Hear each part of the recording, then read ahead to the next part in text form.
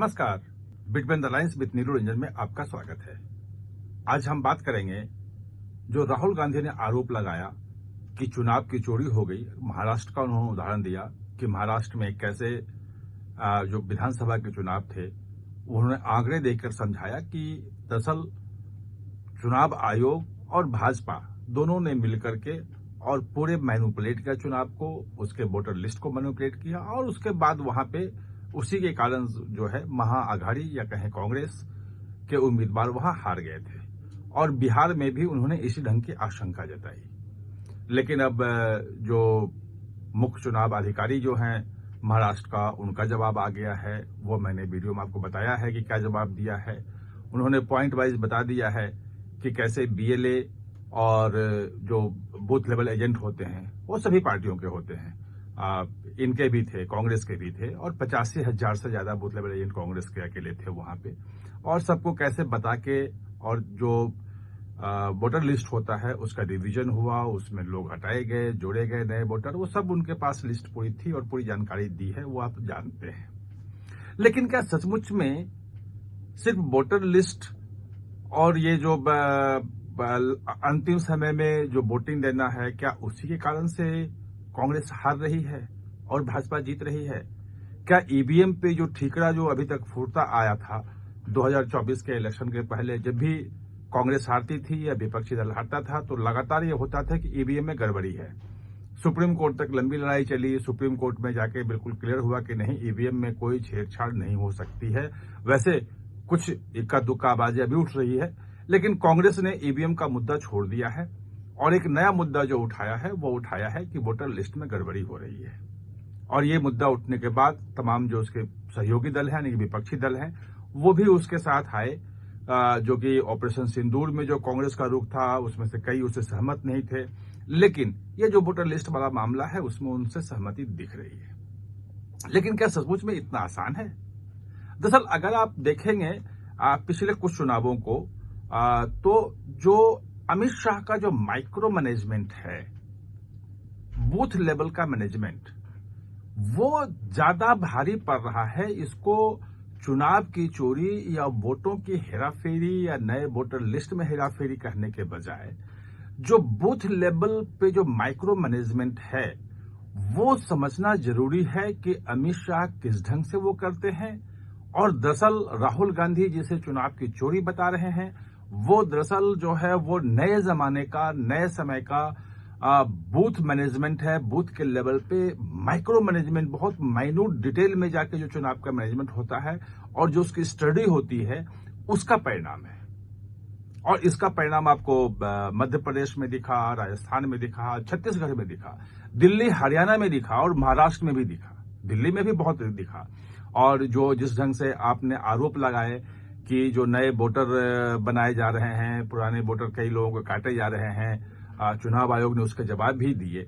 लेकिन हर बूथ पे मान ले कि 1000 वोटर है तो अमित शाह को यह मालूम होता है कि उस 1000 वोटर में से कितने वोटर हमारे हैं, कितने हमारे नहीं हैं, कितने बीच वाले हैं जो हमें भी, भाजपा को भी वोट दे सकते हैं, भाजपा के कैंडिडेट को भी दे सकते हैं।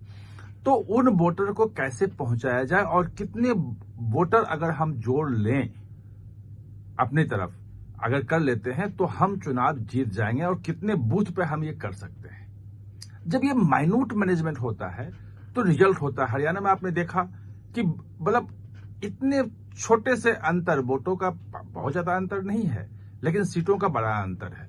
वही स्थिति दिल्ली की भी रही कि दिल्ली में जहां लग रहा था कि आप अपराजयी है, हरियाणा में लग रहा था कि भाई हुड्डा के नेतृत्व में कांग्रेस की जीत सुनिश्चित है।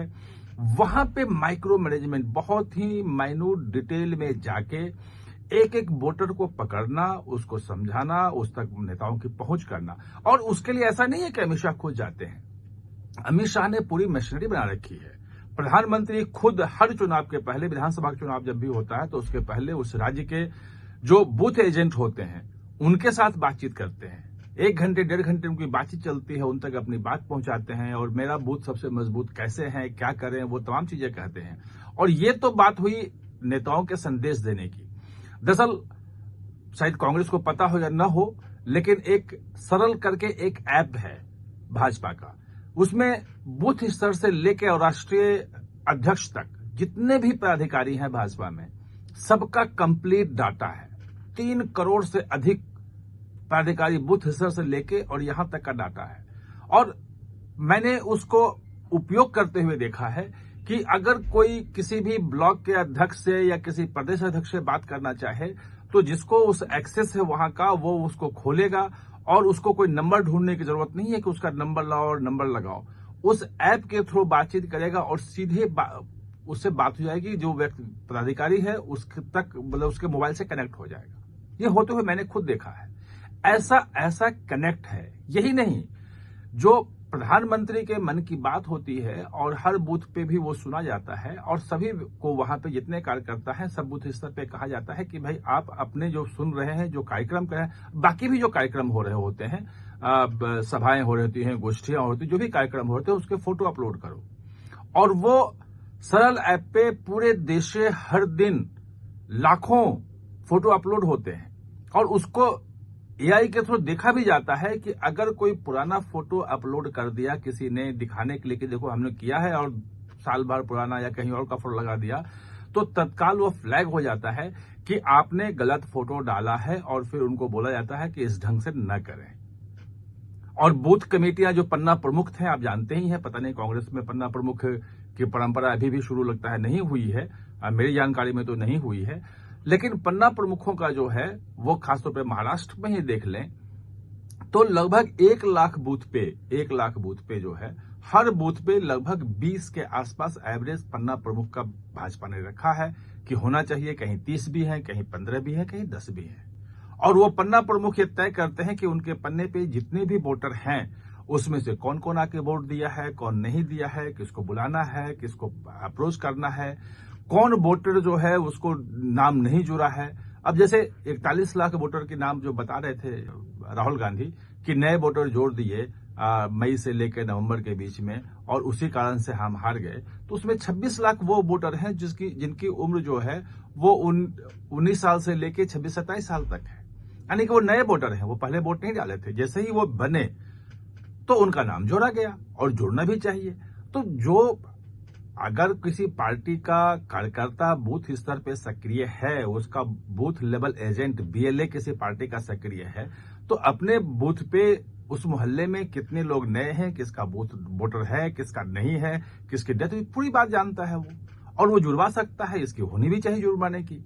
तो दरअसल अगर पूरी परिस्थिति को देखें, सिर्फ महाराष्ट्र नहीं बाकी राज्यों में भी जिस ढंग से भाजपा जीती है, तो ये चुनाव की चोरी का आरोप जो है वो कुछ ज्यादा ही है। वो बात इस ढंग से नहीं आ रही है। और जो चुनाव आयोग जो सफाई दे रहा है वो भी कोई हवाई बात नहीं कर रहा है। ऐसा नहीं कर रहा है कि वो बिल्कुल फालतू बात है और बिल्कुल जवाब ही नहीं दे पा रहा है।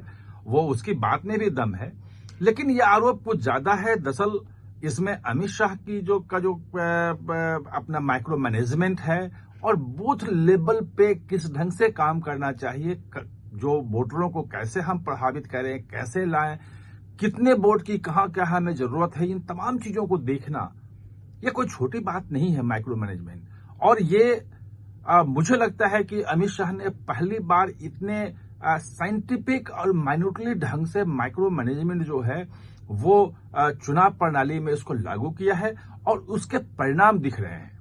क्योंकि 2019 के पहले या 20 के पहले भी लगातार आप चर्चा में सुनते थे कि मोदी की लोकप्रियता के कारण तो भाजपा लोकसभा चुनाव जीत जाती है, लेकिन जब विधानसभाओं को चुनाव आती है तो चूंकि लोकल नेता उतना लोकप्रिय नहीं होता है, इसलिए भाजपा चुनाव हार जाती है।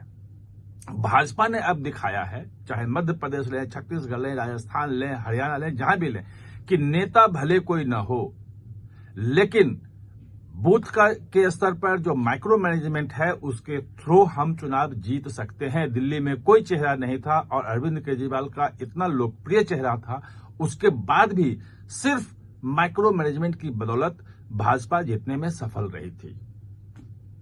आप हमारे साथ चर्चा में जुड़े, इसके लिए बहुत बहुत धन्यवाद। और हां, चैनल को सब्सक्राइब करना न भूलें, इसका बेल आइकन दबाएं ताकि नया वीडियो कोई भी आए तो उसका नोटिफिकेशन समय पे आपको मिल जाए।